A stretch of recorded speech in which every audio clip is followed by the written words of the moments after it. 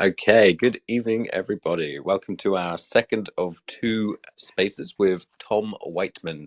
He's our 14th candidate for the steering committee elections. Tom, welcome to the stage. How are you today? Hello, thank you, Jake. I'm fine. Good You? stuff. I'm very well, thank you. I'm looking forward to hearing more about your background and diving into your candidacy. So thanks for sharing some time. Um, right. So, as a starting point, could you give us a little bit of insight about yourself, your background, and your professional development?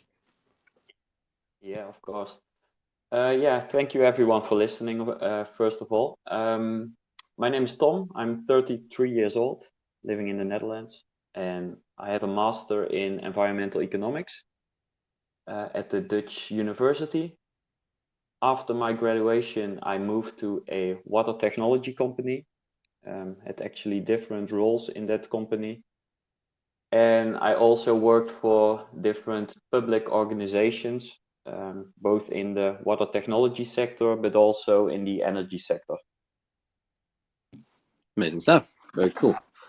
And very relevant, of course. So, Yeah. when did you first discover blockchain, and what kind of caught your attention about it? Yeah, it was actually, I think, the end of 2018, beginning of 2019, when I heard a lot of people talking about blockchain, cryptocurrencies, Bitcoin, Ethereum, everything like that. And I was actually quite curious and wondering, what is it? What are the differences? And yeah, I started investigating myself. Um, and then I was just looking to different projects which are working on blockchain technology. And one of the projects was VeChain. And yeah, it attracted my attention because they were already in the beginning of 2019 working on real use cases. So back then it was mostly about supply chain management solutions. And yeah, that attracted me. And I also read a report. It was actually from PwC. It was called Building Blockchains for a Better Planet. So then I realized, okay, it can be quite beneficial not only for like supply chains, but also where my background comes from, environmental science. Um, yeah, to combine those two fields. Yeah, very cool. I actually have a background in environmental science as well, my undergraduate, so it's similar reason. Okay, Yeah, nice. but you you find blockchain and then you see how it fits into the kind of evolution of data management and the economy, and it's like, oh wow, that's actually really quite revolutionary. Yeah. Yeah, and I was actually also quite happy because VeChain started focusing on supply chain management, and then it was moving towards sustainability. So I thought, okay, now I realize I will stick to this project. Perfect. Yeah, excellent stuff. So, you touched a bit on your career, but how did your professional career kind of guide you towards wanting to work within blockchain and digital assets? Yeah, I'm at the moment my role is an innovation technologist, so I'm always looking to new technologies, new things that can help to reach our goals. And yeah, I find also digital solutions a very exciting thing. So yeah, then I keep on wondering and thinking, okay, how can we use such a kind of technology to yeah improve our company or organization to meet our goals? And already a few years ago, I came in contact with VeChain and also with DNV in the Netherlands. Oh, Um, and yeah, we worked out some ideas about how blockchain could work on the goals which we have in our water authority where I work. So yeah, it only stayed with some ideas because it's quite difficult to build a whole digital ecosystem. That's also the challenge. hmm. That's actually where it started. Amazing. I mean, could you expand any more about the use case just for people's interests? Yeah, of course. Yeah, we are living in the Netherlands, and many people think, I guess, that we have plenty of water resources, but fresh water is becoming more and more scarce here because we have some very dry periods in the summer, and then suddenly it rains a lot, but mostly of that rain goes into the river and then goes back into the sea. So it's really important nowadays to conserve that rainwater and to get it infiltrated back in the ground. But at the moment, there is no incentive by people, by citizens or companies to get that rainwater infiltrated back in the ground. Everyone wants to get rid of that rainwater as soon as possible because you don't want to get any floods or whatever. So then I was thinking of like a solution with blockchain technology where we could like preserve water in, yeah, you can think of different things like rain barrels or infiltrated in yeah, tanks under the ground that it can infiltrate back into the groundwater level. But people needs to get an incentive to do it. So that's where it started, that you get like, I called it water credits, that you get water credits for all the water that you infiltrate back into the ground. And that you can use it for a discount, for example, for a soft drink company that needs groundwater. So that you get a balancing system between supply and demand. Wow, that's quite cool. So you're kind of already pioneering the incentivized economic model that VeChain's pursuing, the kind of digital ecosystems. That's very cool. Yeah. Great stuff. Okay. And then, so outside of that particular one, have you got any, particular favorite application scenarios for blockchain technology? Yeah, that is one of my things about the water transition, what I really like, but also because I work at a local foundation that tries to stimulate people and companies to get more renewable energy and to have some energy savings in their homes and companies. So I think that there also lies a very interesting field where you can use blockchain technology, for example, for energy trading. And I know that there are already quite some companies that are doing some trials to think, how can it work? How can we use blockchain technologies? So from my background within water and energy, I think that there are already some very interested use cases. Yeah, I definitely won't remember the name of the company now, but I used to work in conference production, and I always found the Dutch kind of energy sector was one of the most innovative. So it was within electricity in particular. And I actually remember talking about decentralized energy production, and the Dutch were kind of way ahead of Europe in pioneering that stuff, which is pretty cool. I forget the electricity company now, but yeah, just I always admired that about the Dutch. I think they're very forward facing and willing to like jump in and try something. So it's really cool. Yeah. Decentralized energy, is the obvious way forward. Cool. Yeah. Great stuff. So how is your professional experience going to lend to your tenure in the steering committee? What kind of learnings are you going to apply?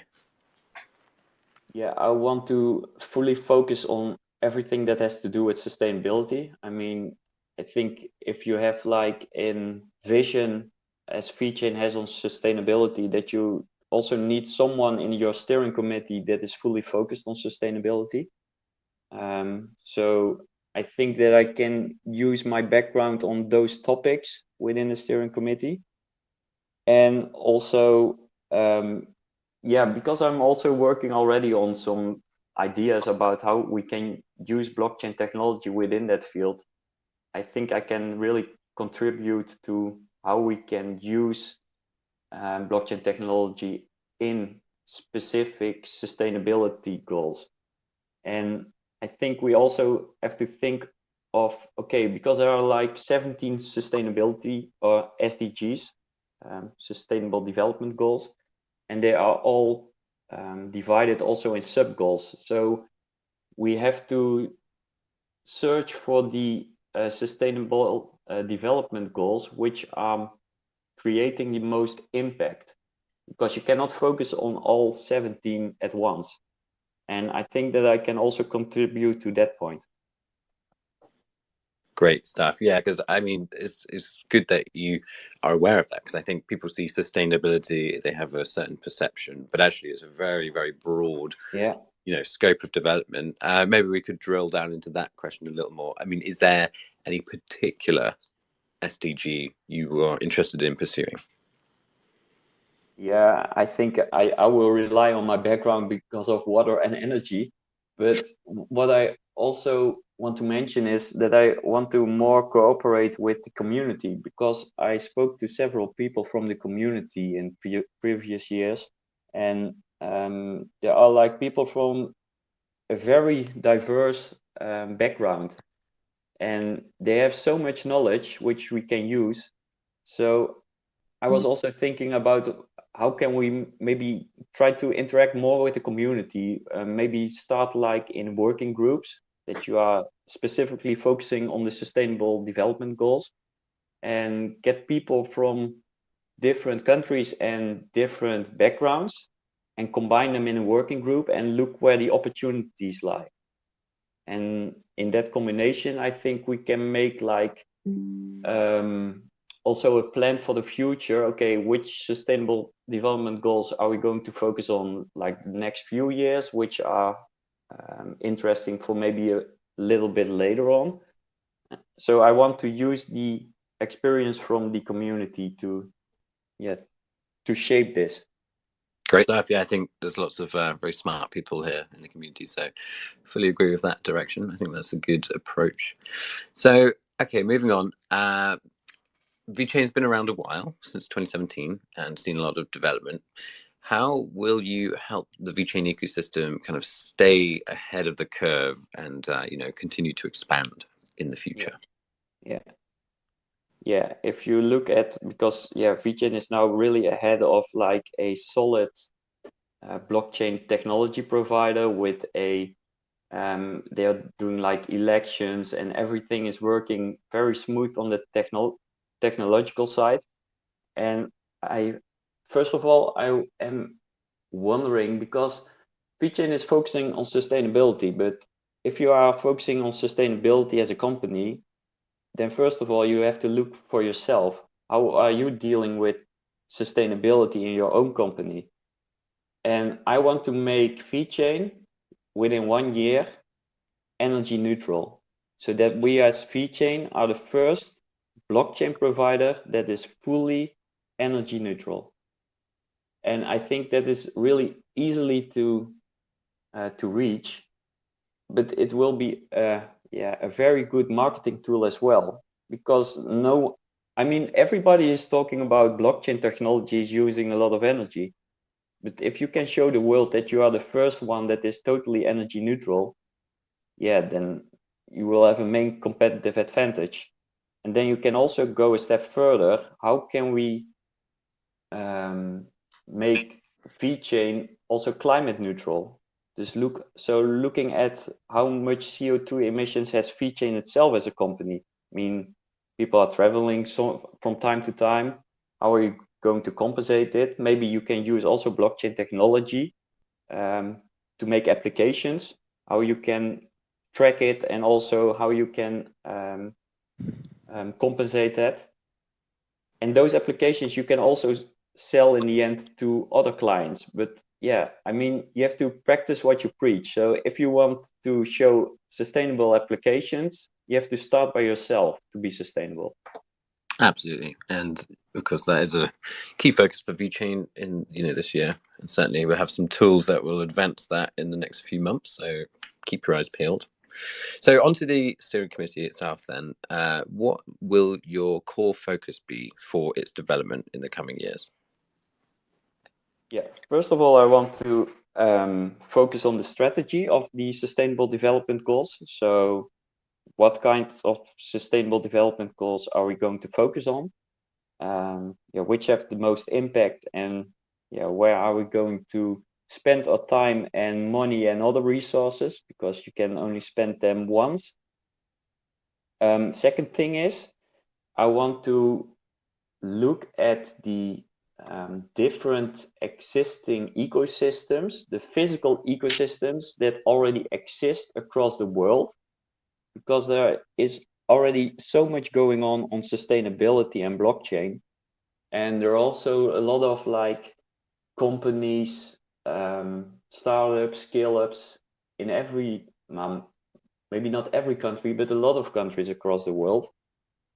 But then we need to have a foot on the ground at different places around the world, because if you are there like physically present, then it's really easy for like startups or scale-ups or other companies that are working on a project to go to VeChain, and in that way you can become the default blockchain provider for such kind of projects. If they are already with some stakeholders working on a project, but they're not knowing which kind of blockchain provider they need, then they are just picking one of the list. And if you are there with a foot on the ground, you have a much more chance that they are going to you, and then you can show all the resources that you have to offer.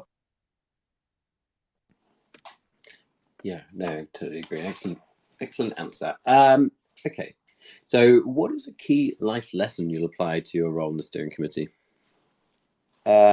Always try and keep on working and building, and just try. And if you fail sometime, just try harder and learn from those lessons that you learned during that way. I mean, it's for many people a new field, and some things will work, some things won't work, and you just need to try, because if you are now working on this kind of solutions and you want to be a step ahead, then you need to keep trying. Otherwise, you will miss your competitive advantage, I guess. Absolutely, wise words. Cool. Okay, let us move on. I've lost my position. Apologies. So, in terms of ecosystem stakeholders, how are you ensuring the steering committee best serves everyone from enterprise to community in the years ahead?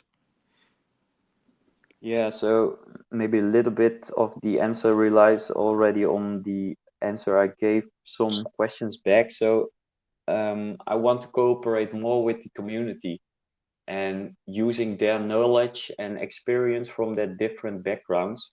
And I was also thinking of, how can we do it? So I want to work more with like questions, with polls that we can ask the communities how they think of it. And in working groups, maybe there are people that are interesting to spend a few hours a month or a week or whatever to give their opinion from their specific background that can help VeChain move forward, especially with such topic of sustainability, which is very broad. I think we can use that information from the community to use to help VeChain move forward. Nice stuff. And what do you think about that same question, but from the enterprise perspective then? Yeah, for the enterprises, I was thinking about connecting to the existing physical ecosystems around the world. So there are like ecosystems already researching on sustainability issues and how digitalization can help solving those issues. And over there, you need a physical presence of VeChain to connect to those organizations as well. So if they need a blockchain provider, or maybe they don't know if they need it, but then you can show, okay, what did we do at VeChain itself to become, for example, in energy neutral or climate neutral? Then they can think of, okay, this is quite interesting and we can use it for ourselves as well. So then you can show them some showcases, and then they can experience it themselves and use it in their own company as well. Yeah, great stuff. Great answer.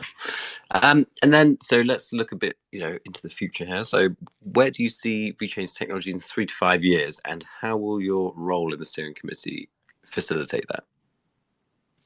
In 3 to 5 years, VeChain will be energy neutral. In 3 to 5 years, it will also be realizable to meet climate neutral, so that we can compensate all these CO2 emissions. So then we can show, okay, VeChain is total energy and climate neutral. And in 3 to 5 years, we have some very exciting digital ecosystems around some of the sustainable development goals. It will not be, I think, yeah, it will be very hard to realize like for every single sustainable development goal, but we will have some fully focused, blockchain digital ecosystem for some of them. Absolutely. Like I said earlier, it's a big focus of VeChain and more to be shared at the Hive Summit. FYI, everyone, if you haven't got your ticket yet, sign up. Thehivesummit.org. Free tickets for virtual attendees or physical. So, yeah, no excuses to miss out on the gems that will be dropping there. Okay, so moving on to our aspirational section. How do you think the foundation can better develop tools and services to ensure they are attractive for the future blockchain market? Where do you kind of recognize as maybe weak points for the VeChain tool suite? Yeah, don't know necessarily if there are really like weak points. I think it's also like it will be evolving. I mean, you start somewhere and think of a solution that may help like the community or other builders or like companies, and that demand will also shift in the future. So I think you have to be really adaptive to what will happen in the future. I mean, VeChain started as well with trying to use blockchain technology for focusing on supply chain management, but then they moved their focus to like sustainability, and then supply chain management is like a sub goal of sustainability. So that means also that you need new tools. So I think that VeChain needs to be adaptive, and it needs to be a company that can really also adapt during those years. So if there's a need to some other tools, then the structure within a company needs to be there that it can adapt on that specific time. So I would say adapt from time to time if a use case or a strategy or whatever changes. No, exactly. And I think, the foundation tech team is growing very quickly. I can see Sebasika, the tech lead over there, and they're always listening, and that adaptive approach is definitely one that's being embraced and one that should be embraced moving forward. So yeah. solid answer. Okay, so in terms of the future kind of adoption of digital assets and blockchain, what's your view on how relevant blockchain will be to the future economy, and the kind of scale of adoption the technology will see? Yeah, I think it will be very relevant, especially on the sustainability topics where you need to, where there is no incentive for people right now to be part of a ecosystem.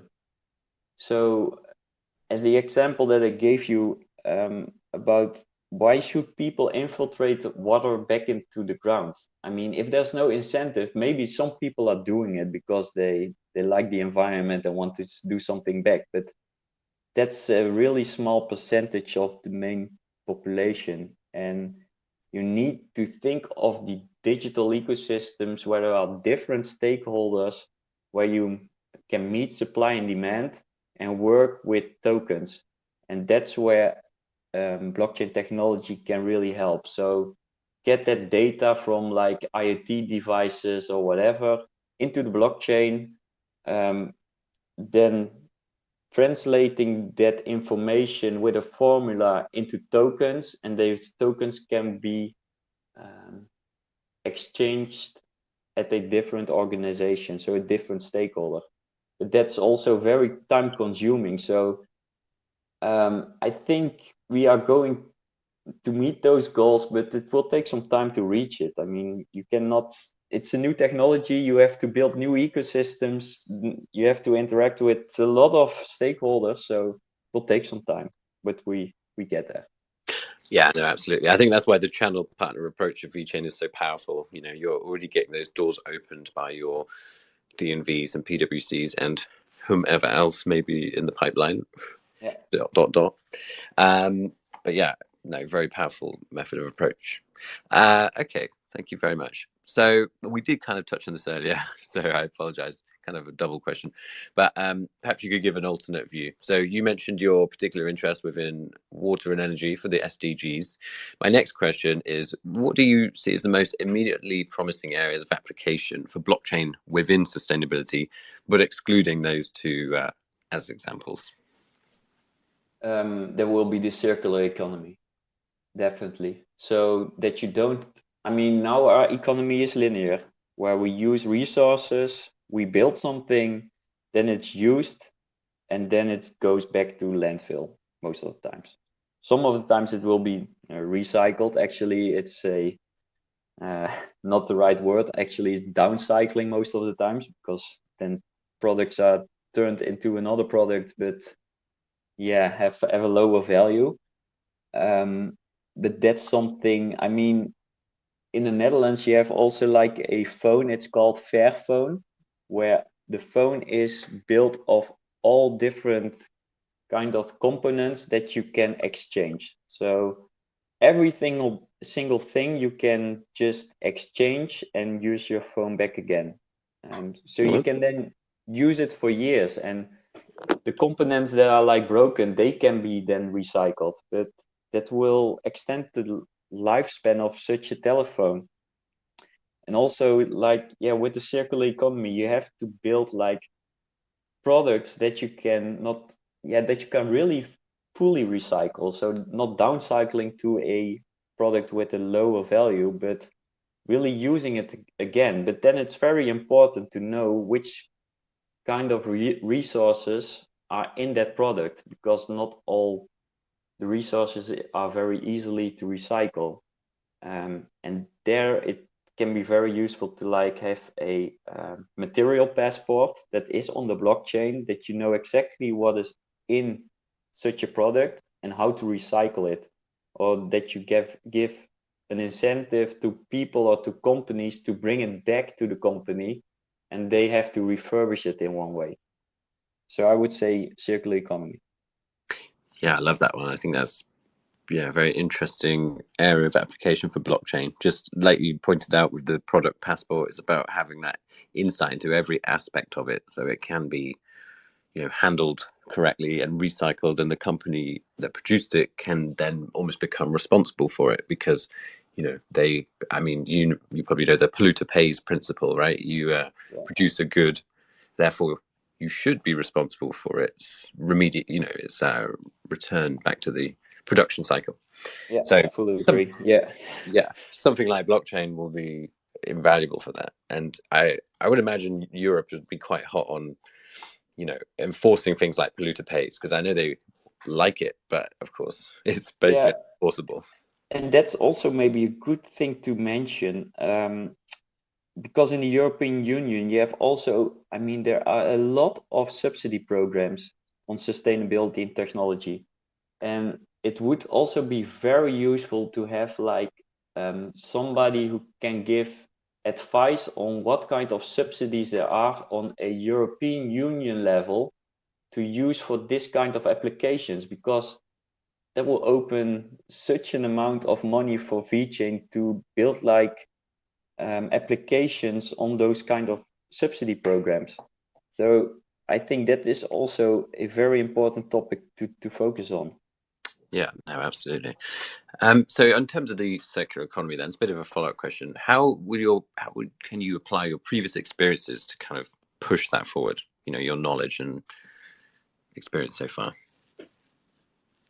Yeah, I think because of my background of environmental economics, it was all about actually how we can meet supply and demand and what the actual value is of a product. So not only looking at the resources, how much it costs to extract, but also what it costs in terms of pollution, of water use, energy use, also on the real value of what it costs to dispose that product again.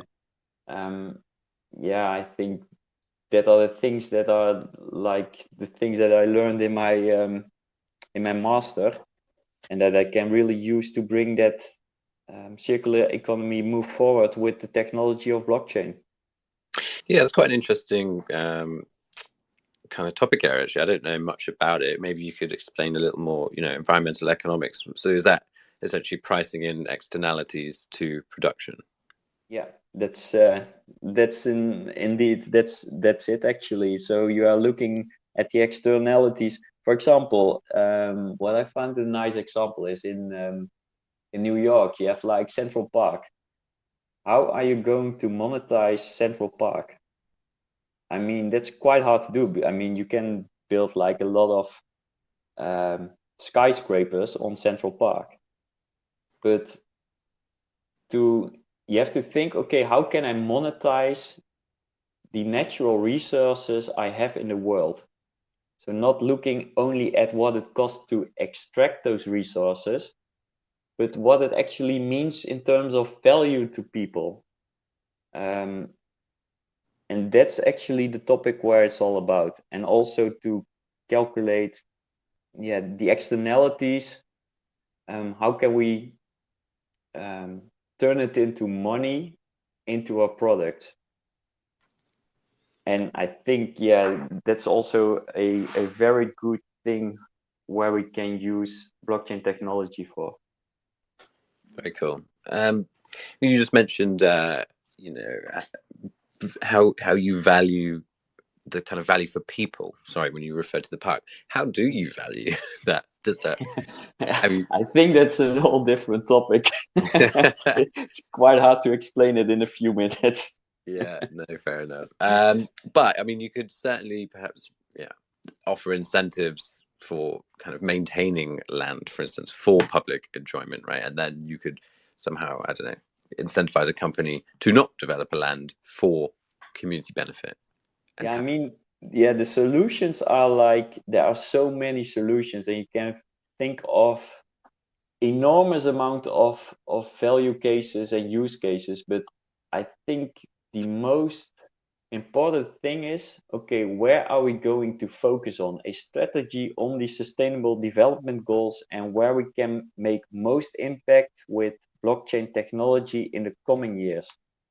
And that's also not something that I have in answer on right away, but that's really where we have to think of. Yeah, no, absolutely. Okay, so this is a bit of a blue sky question. So assuming you had all the time and resources necessary, what would you build on VeChain? It could be anything, and like you've got, unlimited scope. Unlimited scope, then it would be like all the digital ecosystems for all sustainable development goals where it's useful to use blockchain technology.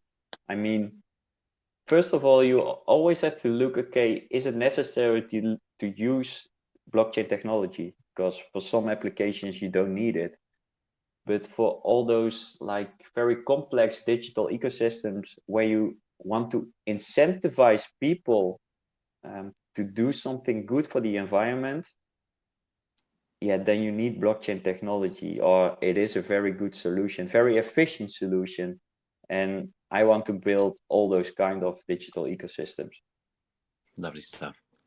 Okay, Tom, thank you. I've reached the end of my question list for now, so I will open it up to the community. If anyone down there has a question they'd like to ask Tom about his background, about blockchain, about the steering committee, now's your chance to ask that question. But Tom, before we move on to that, do you have any final words for the community and our future listeners?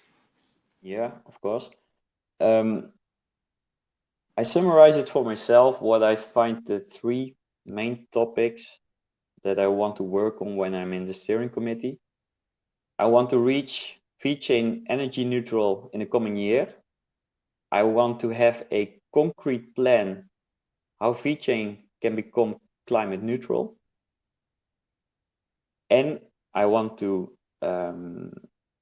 look for the existing physical ecosystems around the world that are very interesting for VeChain to connect on physically, so that we can attract students, startups, scale-ups, that VeChain will be the default infrastructure provider for those ecosystems that are already there. And I want to cooperate more with the community, for example, in working groups, to focus on like a strategy for the sustainable development goals. That are the things. Great stuff. Thank you. Well, we don't have any questions currently, so we'll just give it another minute. But Tom, been fascinating to talk to you. I think, very interesting area, and certainly the combining of, economics and environment is, I think, an important means of tackling, environmental remediation going forward. I know you would maybe you approach it with the rosy-eyed perception of people would do good for the sake of doing good, but actually it does boil down to economics ultimately. Yeah, it is. Yeah, definitely.